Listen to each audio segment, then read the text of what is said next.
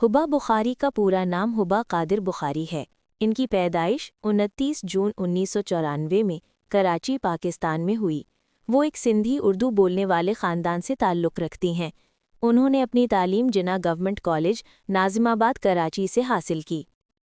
इनके वालिद बिजनेसमैन हैं, वालिदा घरेलू खातून, और वो अपने बहन भाइयों में सबसे छोटी हैं। हुबा बुखारी ने अपने करियर का आगाज़ 2015 में ड्रामा तेरी मेरी जोड़ी से किया। 2016 में उन्होंने छोटी सी ज़िंदगी में मुआविन किरदार अदा किया। उनकी असल पहचान 2017 में भूली बानो ड्रामे से हुई, जिसमें उन्होंने मासूम और सादा लड़की बानो का किरदार अदा किया। इसी साल उनके ड्रामे थोड़ी सी वफ़ा ने उन्हें हम अवार्ड बराए बेहतरीन साबुन अदाकारा दिलवाया।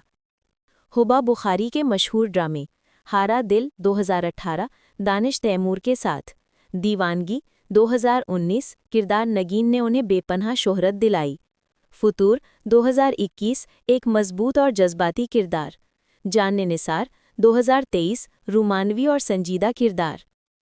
इनके ड्रामे फुतूर और जान निसार दोनों ने यूट्यूब पर 1 अरब यानी 1 बिलियन से